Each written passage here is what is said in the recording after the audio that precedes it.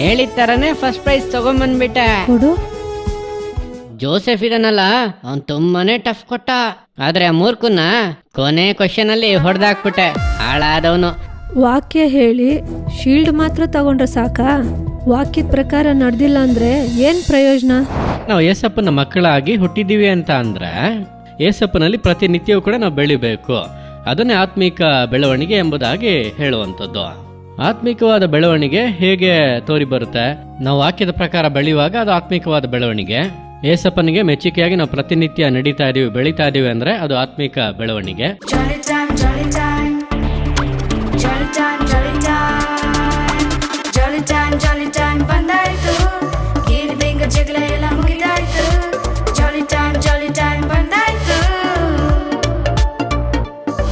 Price the lord friends, ಈ ಜಾಲಿ time ಪ್ರೋಗ್ರಾಮ್ನಲ್ಲಿ ನಿಮ್ಮೆಲ್ಲರನ್ನ ಸಂಧಿಸೋದು ನಮಗೆ ತುಂಬಾನೇ ಸಂತೋಷ.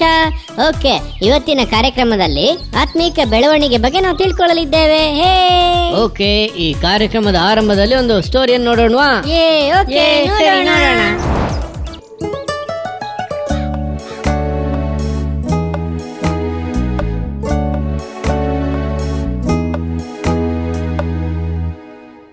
ಅಮ್ಮ, ನಾನು ವಾಕ್ಯ ಹೇಳಲಾ? ಹೇಳು. ನಾನು ನಿಮಗೆ ಹೇಳುವುದೇನೆಂದರೆ, ತನ್ನ ಸಹೋದರನ ಮೇಲೆ ಸಿಟ್ಟುಗೊಳ್ಳುವ ಪ್ರತಿ ಮನುಷ್ಯನು ನ್ಯಾಯ ವಿಚಾರಣೆಗೆ ಗುರಿಯಾಗುವನು. ತನ್ನ ಸಹೋದರನನ್ನು ನೋಡಿ ನೀಚ ಅನ್ನುವವನು ನ್ಯಾಯಸಭೆಯ ವಿಚಾರಣೆಗೆ ಒಳಗಾಗುವನು. ಮೂರ್ಖ ಅನ್ನುವವನು ಅಗ್ನಿ ನರಕಕ್ಕೆ ಗುರಿಯಾಗುವನು. ಮತ್ತಾಯ 5:22. ಸರಿ, ಮುಂದಿನ ವಾರ ಬೈಬಲ್ ಕ್ವಿಜ್ ಪ್ರೋಗ್ರಾಮ್ ಇದೆ, ಓದ್ಬಿಟ್ಟ? ಓದಿದ್ದೀನಮ್ಮ. ಇನ್ನೂ ಸ್ವಲ್ಪ ಸಮಯ ಓದಿದ್ರೆ ಏನು? ಸಾಕಮ್ಮ, ಚೆನ್ನಾಗಿ ಓದಿದ್ದೀನಿ. ಆಮೇಲೆ ಈ ಶೋಕೇಸ್ ಅಲ್ಲಿ ಸ್ವಲ್ಪ ಜಾಗ ಮಾಡಿಡಿ ಅಮ್ಮ. ಯಾಕೆ? ನಾನ್ ತಗೊಂಬರೋ ಶೀಲ್ಡ್ ನ ಇಲ್ಲಿ ಇಡಕ್ ಜಾಗ ಬೇಕಲ್ಲ.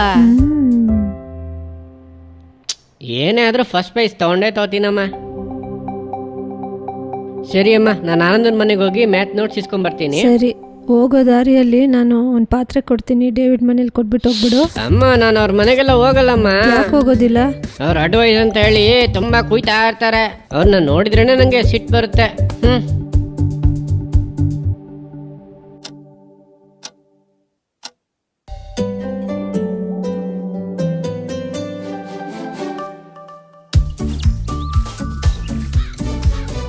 ಅಮ್ಮ, ನಾನು ಕ್ವಿಜ್ ಪ್ರೋಗ್ರಾಮ್ಗೆ ಹೋಗ್ತೀನಿ.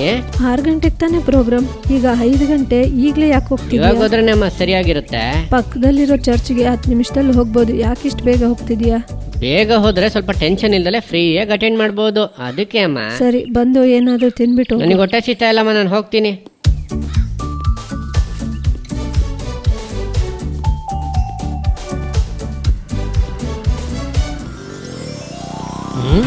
ಐಸ್ ಕ್ರೀಮ್ ತಿನ್ಕೊಂಡೋಣ, ಕ್ವಿಜ್ ಆಡೋದಕ್ಕೆ ಈಸಿಯಾಗಿರುತ್ತೆ.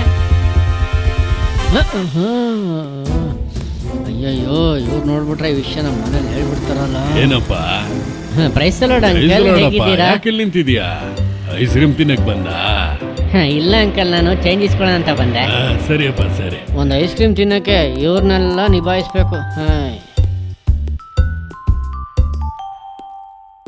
ಅಣ್ಣ, ಒಂದು ಐಸ್ ಕ್ರೀಮ್ ಕೊಡಿ ಅಣ್ಣ. ಕೊಡ್ತೀನಪ್ಪ, ತೊಗೊಳಪ್ಪ. ಸ್ಪೂನ್ ಕೊಡಿ. ಥ್ಯಾಂಕ್ಸ್.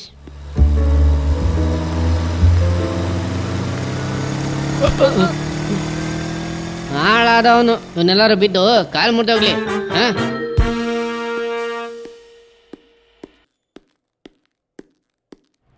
ಅಮ್ಮ, ಹೇಳಿದ ತರನೇ ಫಸ್ಟ್ ಪ್ರೈಸ್ ತಗೊಂಬಂದ್ಬಿಟ್ಟೆ. ಕೊಡು.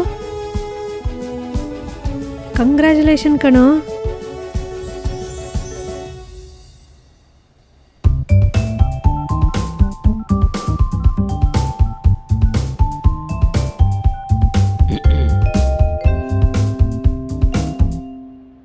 ಹಲೋ, ಈ ವರ್ಷನೂ ನಾನೇ ಫಸ್ಟ್ ಪ್ರೈಸ್ ಗೆದ್ಬಿಟ್ಟೆ. ಕಂಗ್ರ್ಯಾಚುಲೇಷನ್ಸ್ ಕಣೋ. ಥ್ಯಾಂಕ್ಸ್ ಕಣೋ. ಹೌದು, ಜೋಸೆಫ್ ಇದನ್ನಲ್ಲ, ಅವ್ನು ತುಂಬಾನೇ ಟಫ್ ಕೊಟ್ಟ. ಆದ್ರೆ ಆ ಮೂರ್ಖನ್ನ ಕೊನೆ ಕ್ವಶನ್ ಅಲ್ಲಿ ಹೊಡೆದಾಕ್ಬಿಟ್ಟೆ. ಹಾಳಾದವನು. ಈ ವರ್ಷನೂ ಅವನು ಯಾಮಾರೋದ. ಸರಿ ಕಣೋ, ಆಮೇಲೆ ಮಾಡ್ತೀನಿ, ಬಾಯ್.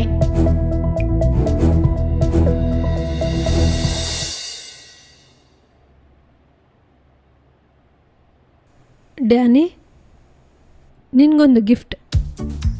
ವಾವ್, ಸೂಪರ್ ಅಮ್ಮ. ಈ ಪೆನ್ ತಗೋಬೇಕು ಅಂತ ತುಂಬಾ ದಿನದಿಂದ ಆಸೆ ಪಡ್ತಾ ಇದ್ದೆ. ಥ್ಯಾಂಕ್ ಯು ಅಮ್ಮ.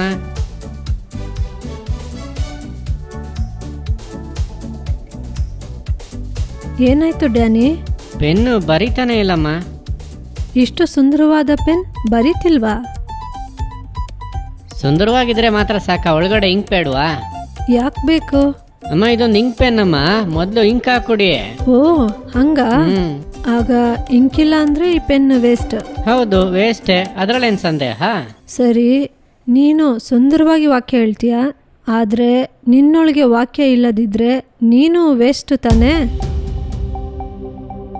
ಆದರೆ ನಾನು ನಿಮಗೆ ಹೇಳುವುದೇನೆಂದರೆ, ತನ್ನ ಸಹೋದರನ ಮೇಲೆ ಸಿಟ್ಟುಗೊಳ್ಳುವ ಪ್ರತಿ ಮನುಷ್ಯನು ನ್ಯಾಯ ವಿಚಾರಣೆಗೆ ಗುರಿಯಾಗುವನು. ತನ್ನ ಸಹೋದರನನ್ನು ನೋಡಿ ಛೀ ನೀಚ ಅನ್ನುವವನು ನ್ಯಾಯ ಸಭೆಯ ವಿಚಾರಣೆಗೆ ಒಳಗಾಗುವನು. ಮೂರ್ಖ ಅನ್ನುವವನು ಅಗ್ನಿ ನರಕಕ್ಕೆ ಗುರಿಯಾಗುವನು ಎಂದು ವಾಕ್ಯ ತಿಳಿದಿರೋ ನೀನೇ ಎಲ್ಲರನ್ನೂ ಮೂರ್ಖ ಅಂತ ಹೇಳೋದು, ಕೋಪ ಮಾಡ್ಕೊಳ್ಳೋದು ಯಾವ ವಿಧದಲ್ಲಿ ನ್ಯಾಯ? ವಾಕ್ಯ ಹೇಳಿ ಶೀಲ್ಡ್ ಮಾತ್ರ ತಗೊಂಡ್ರೆ ಸಾಕಾ? ವಾಕ್ಯದ ಪ್ರಕಾರ ನಡೆದಿಲ್ಲ ಅಂದರೆ ಏನು ಪ್ರಯೋಜನ? ಈ ಪೆನ್ನು ಬರಿಬೇಕಂದ್ರೆ ಇಂಕು ತುಂಬಬೇಕು. ಅದೇ ಥರ ನೀನು ಸರಿಯಾಗಿ ನಡ್ಕೋಬೇಕಂದ್ರೆ ಪರಿಶುದ್ಧಾತ್ಮನಿಂದ ತುಂಬಲ್ಪಡಬೇಕು. ಸತ್ಯದ ಆತ್ಮನು ಬಂದಾಗ ಆತನು ನಿಮ್ಮನ್ನು ಸಕಲ ವಿಷಯದಲ್ಲಿಯೂ ಸತ್ಯಕ್ಕೆ ಸೇರಿಸುವನು. ಪರಿಶುದ್ಧ ಆತ್ಮನು ನಿನ್ನೊಳಗೆ ಇದ್ದರೆ ನೀನು ಓದಿದ ವಾಕ್ಯನೆಲ್ಲ ನಿನ್ನ ನೆನಪಲ್ಲಿರಿಸಿ ಸರಿಯಾದ ಮಾರ್ಗದಲ್ಲಿ ನಿನ್ನ ನಡೆಸ್ತಾರೆ. ನೀನು ಆ ಪರಿಶುದ್ಧಾತ್ಮನಿಂದ ತುಂಬಲ್ಪಟ್ಟಂಥ ಬಾಳನ್ನು ಬಾಳ್ಬೇಕು. ವಾಕ್ಯನ ತಿಳಿದವನಾಗಿ ಮಾತ್ರ ಅಲ್ಲ, ವಾಕ್ಯದ ಪ್ರಕಾರ ನಡೆಯೋದಕ್ಕೆ ನೀನು ಒಪ್ಪಿಸ್ಕೊಡು. ಸರಿ ಅಮ್ಮ, ವಾಕ್ಯದ ಪ್ರಕಾರ ಬಾಳೋದಕ್ಕೆ ನನ್ನನ್ನು ಅರ್ಪಿಸ್ಬಿಟ್ಟೆ ಅಮ್ಮ. ಫ್ರೆಂಡ್ಸ್, ಸ್ಟೋರಿಯನ್ನು ನೋಡಿ ಎಂಜಾಯ್ ಮಾಡಿದ್ರಾ? ಈಗ ನೆಕ್ಸ್ಟ್ ಈಗ ನಾವೊಂದು ಹೆಲ್ತ್ ಟಿಪ್ಸ್ ನ ಕೇಳೋಣವಾ? ಓಕೆ, ಕೇಳೋಣ. ಹಲೋ ಮಕ್ಕಳೇ, ಚೆನ್ನಾಗಿದ್ದೀರಾ? ನನ್ನನ್ನು ಕಂಡ್ರೆ ನಿಮ್ಗೆ ಇಷ್ಟ ತಾನೇ? ನನ್ನಲ್ಲಿ ಏನೆಲ್ಲ ಒಳ್ಳೆ ವಿಷಯಗಳಿದೆ ಅಂತ ತಿಳ್ಕೊಳ್ಳೋದಕ್ಕೆ ಆಸೆ ಪಡ್ತೀರಾ? ಸರಿ, ಹೇಳ್ತೀನಿ, ಗಮನವಾಗಿ ಕೇಳಿ. Vitamin A, vitamin C, potassium, carbohydrate. Vitamin A ನಿಮ್ಮ ಐಸೈಟ್ ಅನ್ನ ಇಂಪ್ರೂವ್ ಮಾಡುತ್ತೆ. ವೈಟಮಿನ್ ಸಿ ನಿಮ್ಮ ಇಮ್ಯುನಿಟಿ ಸಿಸ್ಟಮ್ನ ಬೂಸ್ಟ್ ಮಾಡುತ್ತೆ. ಪೊಟ್ಯಾಷಿಯಂ ನಿಮ್ಮ ಬ್ಲಡ್ ಪ್ರೆಷರ್ನ ನಾರ್ಮಲ್ ಆಗಿ ಇಟ್ಕೊಳ್ಳೋದಕ್ಕೆ ಸಹಾಯ ಮಾಡುತ್ತೆ. ಕಾರ್ಬೋಹೈಡ್ರೇಟ್ಸ್ ನಿಮ್ಮ ಬ್ರೈನ್ನ ಮೆಮೊರಿ ಪವರ್ ಅನ್ನ ಇನ್ಕ್ರೀಸ್ ಮಾಡಿ ಗಮನಿಸುವ ಸಾಮರ್ಥ್ಯವನ್ನ ಬಹಳವಾಗಿ ಹೆಚ್ಚಿಸುತ್ತೆ. ಓಕೆ ಫ್ರೆಂಡ್ಸ್, ನನ್ನ ಹತ್ರ ಇರುವಂತ ಎಲ್ಲಾ ವಿಷಯಗಳನ್ನ ಕೂಡ ನೀವು ನೋಡಿದ್ರಾ? ಸೊ ವಾಟರ್ ಮೆಲನ್ನ ಇಷ್ಟಪಟ್ಟು ತಿನ್ನಿ, ಚೆನ್ನಾಗಿ ಹೆಲ್ತಿ ಆಗಿರಿ. ಓಕೆನಾ? Bye friends, health tips useful ಆಗಿತ್ತಲ್ವಾ? ನೀವು ಕೂಡ ನಿಮ್ಮನ್ನ ಹೆಲ್ತಿಯಾಗಿ ಇಟ್ಕೊಳ್ಳಿ. ಏ ಕೇಟಿ, ನಾವು ನೆಕ್ಸ್ಟ್ ಏನ್ ನೋಡೋದು? ಈಗ ನಾವೊಂದು ಟ್ರಿಕ್ ನ ನೋಡೋಣ. ಓಕೆ, ನೋಡೋಣ. ಹಲೋ ಮಕ್ಕಳೇ, ಎಲ್ರು ಹೇಗಿದ್ದೀರಾ? ಉತ್ಸಾಹವಾಗಿದ್ದೀರಾ? ಸರಿ, ಪ್ರತಿ ವಾರ ಇದನ್ನ ನೋಡಿ ನೀವು ಎಂಜಾಯ್ ಮಾಡ್ತಾ ಇದ್ದೀರಾ? ಹೌದು, ಇದು ನೋಡ್ತಾ ಇರುವಂತ ನಿಮ್ಮನ್ನ ಏಸಪ್ಪ ನಿಶ್ಚಯವಾಗಿ ಆಶೀರ್ವದಿಸ್ತಾರೆ. ಸರಿನಾ? ಓಕೆ, ಇವತ್ತು ಕೂಡ ಆತ್ಮಿಕ ಬೆಳವಣಿಗೆ ಅನ್ನೋ ಶೀರ್ಷಿಕೆಯಲ್ಲಿ ನಾವು ಕಾರ್ಯಕ್ರಮನ ನೋಡ್ತಾ ಇದೀವಿ, ಹೌದಲ್ಲ? ಹೌದು. ನಾವು ಪ್ರತಿದಿನನೂ ಕೂಡ ಆತ್ಮಿಕ ಜೀವಿತದಲ್ಲಿ ಬೆಳವಣಿಗೆ ಹೊಂದಬೇಕು ಅಂತ ಏಸಪ್ಪ ಬಯಸ್ತಾರೆ. ಅಂದ್ರೆ ನಾವು ಪ್ರಾರ್ಥನೆ ಮಾಡೋದಾಗಿರ್ಬೋದು, ಬೈಬಲ್ ಓದೋದಾಗಿರ್ಬೋದು, ನಾವು ಪವಿತ್ರಾತ್ಮ ಭರಿತರಾಗಿ ಪ್ರಾರ್ಥಿಸೋದಿರ್ಬೋದು, ಎಲ್ಲದರಲ್ಲಿ ಕೂಡ ನಾವು ಬೆಳೆದು ಅಭಿವೃದ್ಧಿ ಆಗ್ಬೇಕಂತ ಏಸಪ್ಪ ಬಯಸ್ತಾರೆ. ಆ ಗ್ರೋತ್ ಅನ್ನ ಏಸಪ್ಪ ಎದುರು ನೋಡುವಾಗ ನೀವು ಅದರಲ್ಲಿ ಬರ್ಬೇಕಂತ ಏಸಪ್ಪ ಬಯಸ್ತಾರೆ. ಓಕೆನಾ? ಹಾಗಾಗಿ ನೀವು ಅದರಲ್ಲಿ ಗಮನವಾಗಿರ್ಬೇಕು. ವಾಕ್ಯದ ಪ್ರಕಾರ ಸರಿಯಾಗಿದ್ದು ಕಾದುಕೊಳ್ಳುವಂತ ಅನುಭವದಲ್ಲಿ ಇದ್ರೆ ಮಾತ್ರ ನಾವು ಆತ್ಮಿಕವಾಗಿ ಬೆಳೆಯೋದಕ್ಕೆ ಸಾಧ್ಯ. ಇಲ್ಲವಾದ್ರೆ ಅನವಶ್ಯಕ ವಿಷಯಗಳಿಗೆ ನಾವು ಅವಕಾಶವನ್ನ ಕೊಟ್ರೆ ನಮ್ಮಲ್ಲಿರುವಂತ ಆಶೀರ್ವಾದಗಳನ್ನ ನಾವು ಕಳೆದುಕೊಳ್ಳಬೇಕಂತ ಪರಿಸ್ಥಿತಿಗೆ ಬರ್ಬಹುದು. ಹಾಗಾಗಿ ನಾವು ಗಮನವಾಗಿರ್ಬೇಕು ಅಂತ ಏಸಪ್ಪ ಬಯಸ್ತಾರೆ. ವಾಕ್ಯಗಳೇ ನಮ್ಮ ಕಾಲಿಗೆ ದೀಪವು, ದಾರಿಗೆ ಬೆಳಕು ಆಗಿದೆ. ಸರಿನಾ? ಹಾಗಾಗಿ ನಾವು ಮಾಡುವಂತ ಒಂದೊಂದು ಕಾರ್ಯಗಳಾಗಿರ್ಬೋದು, ನಾವು ಪ್ರಾರ್ಥನೆ ಮಾಡೋದಾಗಿರ್ಬೋದು, ಬೈಬಲ್ ಓದೋದಾಗಿರ್ಬೋದು, ಎಲ್ಲವನ್ನ ಸರಿಯಾಗಿ ಮಾಡುವಾಗ ಅದು ಆತ್ಮಿಕ ಜೀವಿತದಲ್ಲಿ ಬೆಳವಣಿಗೆ ಹೊಂದಲಿಕ್ಕೆ ಅನುಕೂಲವಾಗಿ ಇರುತ್ತೆ. ಏಸಪ್ಪನ ಜೊತೆ ನೀವು ಮಾತಾಡುವಾಗ, ಏಸಪ್ಪನ ಜೊತೆ ನೀವು ಓಡನಾಡುವಾಗ ಆ ಆಶೀರ್ವಾದಗಳನ್ನ ಖಂಡಿತ ನೀವು ಹೊಂದ್ಕೊಳ್ಬಹುದು. ಈಗ ನೋಡಿ, ನನ್ನ ಕೈಯಲ್ಲಿ ಒಂದು ಸುಂದರವಾದ ಬಾಟಲ್ ಇದೆ ಅಲ್ವಾ? ನೋಡ್ತಿದ್ದೀರಲ್ಲ, ಈ ಬಾಟಲ್ಲೇ ನೀವು, ಈ ಬಾಟಲ್ ಒಳಗೆ ಏನಿದೆ? ನೀರಿದೆ ಅಲ್ವಾ? ಹೌದು, ನೀರ್ನ ತುಂಬಿಸ್ತಾ ಇದೀನಿ ನೋಡಿ.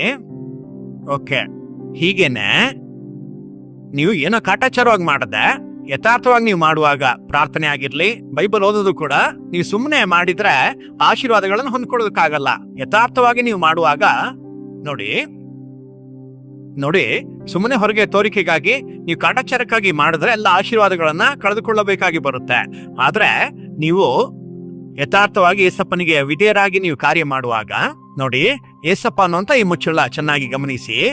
ಏಸಪ್ಪ ನಿಮ್ಮನ್ನ ಮುಚ್ಚಿರುವಾಗ, ನಿಮ್ಮೊಳಗೆ ಆತನು ಇರುವಾಗ, ದೇವರ ವಾಕ್ಯಗಳು ನಿಮ್ಮೊಳಗೆ ಇರುವಾಗ, ಪವಿತ್ರಾತ್ಮ ನಿಮ್ಮೊಳಗೆ ಇರುವಾಗ ನೀವು ನಿಮ್ಮ ಜೀವಿತದಲ್ಲಿ ಯಾವ ಆಶೀರ್ವಾದಗಳನ್ನು ಕಳೆದುಕೊಳ್ಳುವುದೇ ಇಲ್ಲ. ನೋಡಿ, ಸರಿನಾ? ನೀವು ಯಾವುದೇ ಆಶೀರ್ವಾದಗಳನ್ನು ಕೂಡ ಕಳ್ಕೊಳ್ಳೋದಿಲ್ಲ. ನಿಶ್ಚಯವಾಗಿ ನೀವು ಆಶೀರ್ವದಿಸಲ್ಪಡ್ತೀರಾ. ಅನೇಕರಿಗೆ ಆತ್ಮಿಕ ಜೀವಿತದಲ್ಲಿ ಬೆಳೆಯುವುದರಿಂದ ಬರುವ ಆಶೀರ್ವಾದಗಳನ್ನು ತೋರಿಸುವಂತ ಮಕ್ಕಳಾಗಿ ನೀವು ಇರ್ತೀರಿ. ಏಸಪ್ಪ ನಿಮ್ಮೊಳಗಡೆ ಇರೋದ್ರಿಂದ, ನಿಮ್ಮನ್ನ ಮುಚ್ಚಿ ಕಾಪಾಡ್ತಾ ಇರೋದ್ರಿಂದ ಆಶೀರ್ವಾದಗಳು ನಿಮಗೆ ನಿಶ್ಚಯವಾಗುಂಟು. ಓಕೆ, ನೀವು ಕೂಡ ಇನ್ನು ಆತ್ಮಿಕ ಜೀವಿತದಲ್ಲಿ ಬೆಳವಣಿಗೆ ಹೊಂದೋದಕ್ಕೆ ನೀವು ಉತ್ಸಾಹವಾಗಿ, ಜಾಲಿಯಾಗಿ ಏಸಪ್ಪನ ಜೊತೆ ಸೇರಿ ಕಾರ್ಯ ಮಾಡ್ತೀರಾ. ಏಸಪ್ಪ ನಿಮ್ಮನ್ನ ಆಶೀರ್ವದಿಸ್ತಾರೆ. ಓಕೆ, ಬಾಯ್. ಖ್ಯಾತಿ, ಟ್ರಿಕ್ ಮೂಲಕ ದೇವ್ರ ವಾಕ್ಯವನ್ನು ಕಲ್ತ್ಕೊಂಡ್ವಿ ಅಲ್ವಾ? ಇವಾಗ ನಾವೊಂದು ಮುಖ್ಯವಾದ ಸಮಯಕ್ಕೆ ಬಂದಿದೀವಿ. ಹೌದು, ದೇವರ ಸಂದೇಶವನ್ನ ಕೇಳಿದ್ದೇವೆ. ಕೇಳೋಣವಾ? ಕೇಳೋಣ. ಹಾಯ್ ಮಕ್ಕಳೇ, ಪ್ರೈಸ್ ಲಾರ್ಡ್. ಎಲ್ಲರೂ ಹೇಗಿದ್ದೀರಾ? ಚೆನ್ನಾಗಿದ್ದೀರಾ? ಈ ಜಾಲಿ ಟೈಮ್ ಪ್ರೋಗ್ರಾಮ್ ಅಲ್ಲಿ ನಿಮ್ಮನ್ನೆಲ್ಲ ಮೀಟ್ ಮಾಡೋದು ನನಗೆ ಬಹಳ ಸಂತೋಷ. ಆತ್ಮಿಕವಾದ ಬೆಳವಣಿಗೆ ಅನ್ನೋ ಟಾಪಿಕ್ ಅಲ್ಲಿ ನಾವು ಕೆಲವೊಂದು ಸ್ಟೋರಿಗಳನ್ನ, ಅನೇಕ ವಿಷಯಗಳನ್ನ ಇವತ್ತು ನಾವು ನೋಡಿದ್ದೀವಿ. ಆತ್ಮಿಕ ಬೆಳವಣಿಗೆ ಅಂದ್ರೆ ಏನು ಅನ್ನೋ ಪ್ರಶ್ನೆ ಕೆಲವರಲ್ಲಿ ಬರ್ಬೋದು. ಉದಾಹರಣೆಗೆ ನಾನು ಹೇಳ್ತೀನಿ, ಶರೀರದ ಬೆಳವಣಿಗೆ ಅಂದರೆ ಏನು? ಒಂದು ಮಗು ತನ್ನ ತಾಯಿಯ ಗರ್ಭದಲ್ಲಿ ರೂಪುಗೊಂಡು ಬೆಳೆದು ಈ ಭೂಮಿಗೆ ಬರುತ್ತೆ. ಹುಟ್ಟಿದಂಥ ಮಗು ಸ್ವಲ್ಪ ದಿನದಲ್ಲಿ ಅದು ಎದ್ದು ಕೂರಲು ಆರಂಭಿಸುತ್ತೆ, ನಂತರ ತೆವಳುವುದಕ್ಕೆ ಆರಂಭಿಸುತ್ತೆ, ಎದ್ದು ನಿಂತ್ಕೊಳ್ಳೋದಕ್ಕೆ ಪ್ರಾರಂಭಿಸುತ್ತೆ, ಮಾತನಾಡೋದಕ್ಕೆ ಪ್ರಾರಂಭಿಸುತ್ತೆ, ಎದ್ದು ನಡೆಯೋದಕ್ಕೆ ಪ್ರಾರಂಭಿಸುತ್ತೆ. ನಡೆದಾದ್ಮೇಲೆ ಚೆನ್ನಾಗಿ ಓಡೋದಕ್ಕೆ ಸ್ಟಾರ್ಟ್ ಮಾಡುತ್ತೆ. ಚೆನ್ನಾಗಿ ಓಡಿದ್ಮೇಲೆ ನಮ್ಮ ಹಾಗೆ ಚೆನ್ನಾಗಿ ಫ್ಲೂಯೆಂಟ್ ಆಗಿ ಮಾತಾಡೋಕ್ಕೆ ಸ್ಟಾರ್ಟ್ ಮಾಡುತ್ತೆ. ಕರ್ನಾಟಕದಲ್ಲಿ ಹುಟ್ಟಿದಂಥ ಮಗು ಕನ್ನಡ ಮಾತಾಡುತ್ತೆ, ಒಂದೊಂದು ಪ್ರದೇಶಕ್ಕೆ ತಕ್ಕಂತೆ ಆ ಭಾಷೆ ಮಾತಾಡುತ್ತೆ. ಅದಾದ್ಮೇಲೆ ಅವರು ಸ್ಕೂಲ್ಗೆ ಹೋಗ್ತಾರೆ, ಪಾಠಗಳನ್ನ ಕಲಿತಾರೆ, ಬೆಳಿತಾನೆ ಇರ್ತಾರೆ.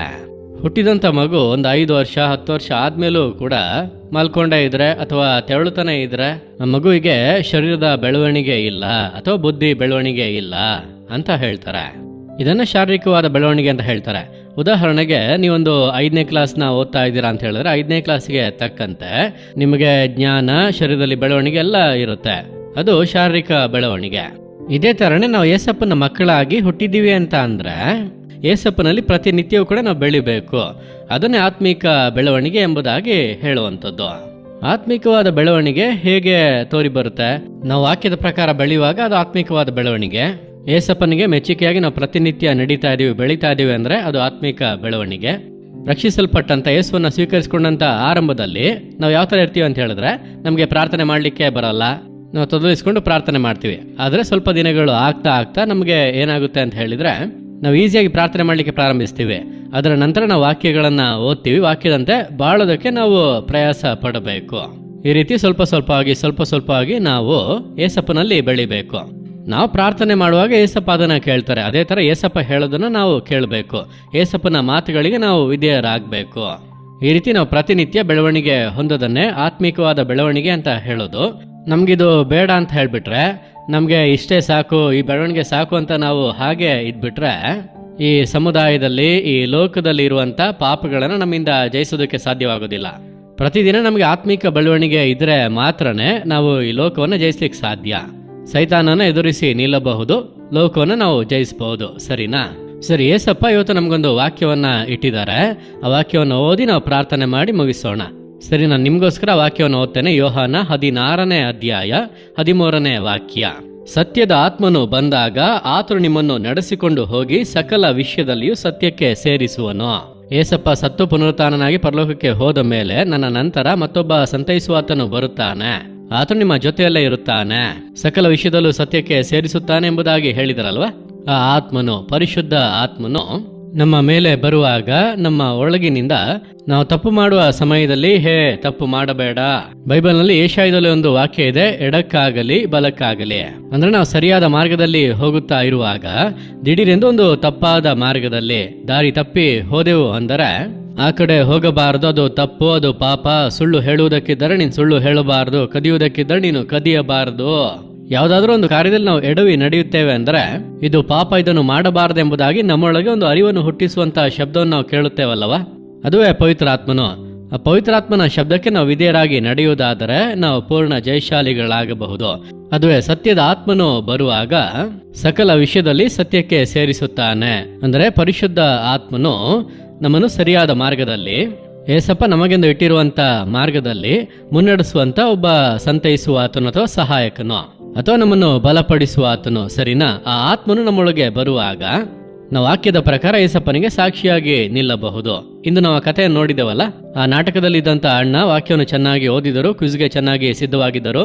ಆದ್ರೆ ಅಣ್ಣನಿಗೆ ವಾಕ್ಯದ ಪ್ರಕಾರ ಜೀವಿಸಕ್ಕೆ ಸಾಧ್ಯವಾಯಿತಾ?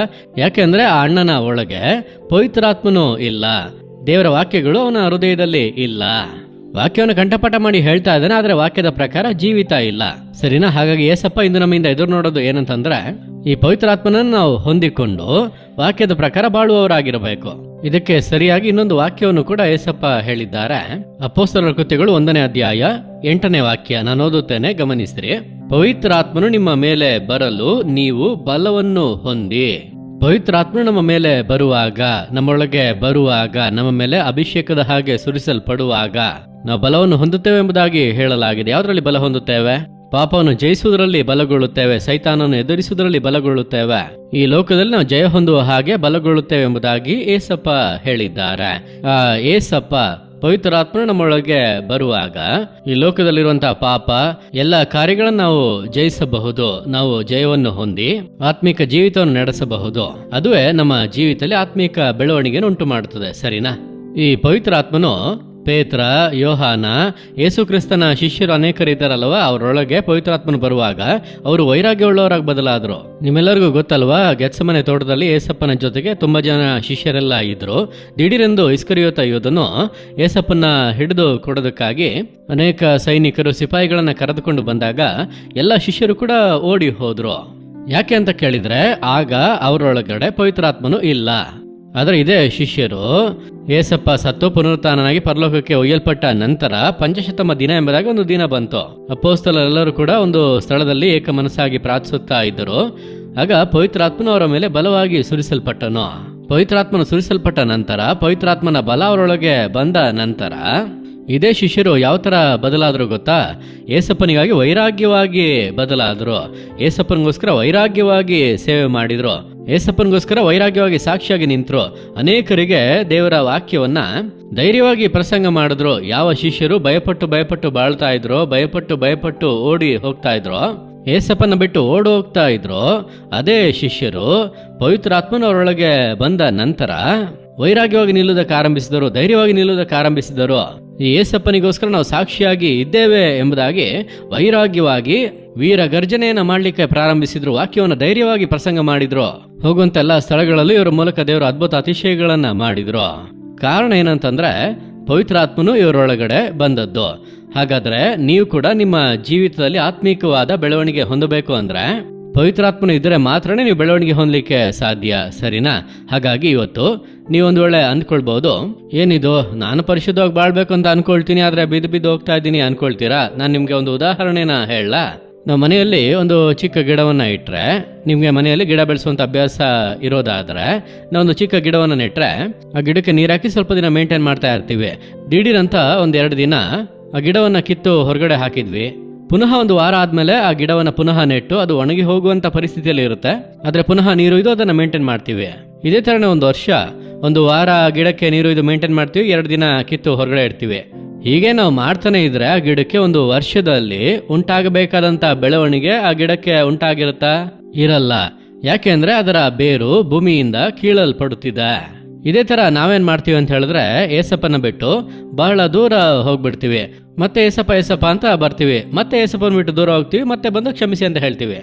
ಈ ತರ ನಾವು ಏಸಪ್ಪನ ಬಿಟ್ಟು ದೂರ ಹೋಗೋದು ಹತ್ರ ಬರೋದು, ದೂರ ಹೋಗೋದು ಹತ್ರ ಬರೋದು ಮಾಡಿದ್ರೆ ನಮ್ಮ ಆತ್ಮಿಕ ಜೀವಿತದಲ್ಲಿ ಪರಿಪೂರ್ಣವಾದ ಒಂದು ಬೆಳವಣಿಗೆ ಇರೋದಿಲ್ಲ, ಸರಿನಾ? ಹಾಗಾಗಿ ಏಸಪ್ಪನಲ್ಲಿ ನಿರಂತರವಾಗಿ ನೆಲೆಗೊಂಡಿದ್ರೆ ನಾವು ಆತ್ಮಿಕ ಜೀವಿತದಲ್ಲಿ ಪರಿಪೂರ್ಣ ಬೆಳವಣಿಗೆಯನ್ನ ಕಾಣಬಹುದು. ಆದ್ದರಿಂದಲೇ ಪವಿತ್ರಾತ್ಮನು ಅವಶ್ಯ, ಸತ್ಯದ ಆತ್ಮನು, ಸತ್ಯದೊಳಗೆ ನಡೆಸುವಂತ ಪವಿತ್ರಾತ್ಮನು, ಬಲ ಕೊಡುವ ಪವಿತ್ರಾತ್ಮನು. ಈಗ ನೀವೆಲ್ಲರೂ 1 ನಿಮಿಷ ನನ್ನ ಜೊತೆ ಸೇರಿ ಪ್ರಾರ್ಥನೆ ಮಾಡ್ತೀರಾ? ಏಸಪ್ಪ, ಈ ಸತ್ಯದ ಆತ್ಮನು ನನಗೆ ಬೇಕು, ನಾನು ಆತ್ಮಿಕ ಜೀವಿತದಲ್ಲಿ ಚೆನ್ನಾಗಿ ಬೆಳವಣಿಗೆ ಹೊಂದಬೇಕು. ಪೇತ್ರ, ಯೋಹಾನ, ಏಸಪ್ಪನ ಶಿಷ್ಯರ ಹಾಗೆ ನಾನು ವೈರಾಗ್ಯವಾಗಿ ಇರಬೇಕು. ಅದಕ್ಕೆ ನನಗೆ ಕೃಪೆ ಕೊಡಿ ಅಂತ ನಾವು ಪ್ರಾರ್ಥನೆ ಮಾಡೋಣ. ಏಸಪ್ಪ ಆ ಕೃಪೆಯನ್ನ ಏಸಪ್ಪ ನಿಮ್ಗೆ ಇವತ್ತು ಕೊಡ್ಲಿದ್ದಾರೆ. ಎಲ್ಲರೂ ಪ್ರಾರ್ಥನೆ ಮಾಡೋಣ. 1 ನಿಮಿಷ ಹಾಗೆ ಕಣ್ಮುಚ್ಚಿ. ದೇವರೇ, ಈ ಸಮಯದಲ್ಲಿ ನನ್ನೊಂದಿಗೆ ಸೇರಿ ಪ್ರಾರ್ಥಿಸುತ್ತಾ ಇರುವಂತ ಪ್ರತಿಯೊಬ್ಬ ಮಕ್ಕಳಿಗಾಗಿ ನಾನು ಪ್ರಾರ್ಥಿಸುತ್ತೇನೆ. ಪವಿತ್ರಾತ್ಮ ನಿಮ್ಮ ಮೇಲೆ ಬರಲು ನೀವು ಬಲ ಹೊಂದುವಿರಿ ಎಂಬ ವಾಕ್ಯದ ಪ್ರಕಾರ ದೇವರೇ ಈ ಸಮಯದಲ್ಲಿ ಪವಿತ್ರಾತ್ಮನ ಬಲಕ್ಕೋಸ್ಕರ ಪ್ರಾರ್ಥನೆ ಮಾಡುತ್ತಾ ಇರುವಂತ ನಿಮ್ಮ ಮಕ್ಕಳಿಗಾಗಿ ನಾನು ಪ್ರಾರ್ಥಿಸುತ್ತೇನೆ ದೇವರೇ. ಪವಿತ್ರಾತ್ಮ ನಿಮ್ಮ ಮಕ್ಕಳ ಮೇಲೆ ಬಲವಾಗಿ ಇಳಿದು ಬರಲಿ ದೇವರೇ. ಪವಿತ್ರಾತ್ಮನ ಬಲವು ಇಳಿದು ಬರಲಿ ದೇವರೇ. ಎಲ್ಲ ಮನುಷ್ಯರ ಮೇಲೆ ನನ್ನ ಆತ್ಮನನ್ನು ಸುರಿಸುತ್ತೇನೆ ಎಂಬುದಾಗಿ ಹೇಳಿದ್ರಲ್ಲ ದೇವರೇ. ನಿಮ್ಮ ಮಕ್ಕಳ ಮೇಲೆ ಪವಿತ್ರಾತ್ಮನು ಬಲವಾಗಿ ಸುರಿಸಲ್ಪಡಲಿ. ನಿಮ್ಮ ಕುಮಾರರು ನಿಮ್ಮ ಕುಮಾರ್ತೆಯರು ಪ್ರವಾದನೆಗಳನ್ನು ಹೇಳುವರೆಂಬ ವಾಕ್ಯದಂತೆ ನಿಮ್ಮ ಮಕ್ಕಳ ಮೇಲೆ ಪವಿತ್ರಾತ್ಮನು ಬಲವಾಗಿ ಸುರಿಯಲಿ ಎಂಬುದಾಗಿ ನಾನು ಪ್ರಾರ್ಥಿಸುತ್ತೇನೆ. ಬೆಂಕಿಯಾಗಿ ಸುರಿಸಲ್ಪಡಲಿ ಎಂದು ಬೇಡುತ್ತೇವೆ. ಸಕಲ ವಿಷಯದಲ್ಲೂ ಸತ್ಯಕ್ಕೆ ಸೇರಿಸುವ ಪವಿತ್ರಾತ್ಮನು ಪ್ರತಿಯೊಬ್ಬ ಮಕ್ಕಳನ್ನು ನಡೆಸಿ ಸಕಲ ವಿಷಯದಲ್ಲೂ ಸತ್ಯಕ್ಕೆ ಸೇರಿಸಬೇಕಾಗಿ ಪ್ರಾರ್ಥಿಸುತ್ತೇವೆ. ನನ್ನೊಂದಿಗೆ ಸೇರಿ ಪ್ರಾರ್ಥಿಸುತ್ತಿರುವ ಪ್ರತಿಯೊಬ್ಬ ಮಕ್ಕಳಿಗೂ ಕರ್ತನು ಆ ರೀತಿಯ ಬಲವನ್ನು ಕೊಡುತ್ತಾ ಇರುವುದಕ್ಕಾಗಿ ನಿಮಗೆ ಸ್ತೋತ್ರ ದೇವರೇ. ದೇವರೇ, ನೀವು ಆ ರೀತಿ ಮಾಡುವಂತ ನಿಮ್ಮ ಪ್ರೀತಿಗಾಗಿ ಸ್ತೋತ್ರ. ಯೇಸುವಿನ ನಾಮದಲ್ಲಿ ಪ್ರಾರ್ಥಿಸುತ್ತೇವೆ ತಂದೆಯೇ, ಆಮೇನ್.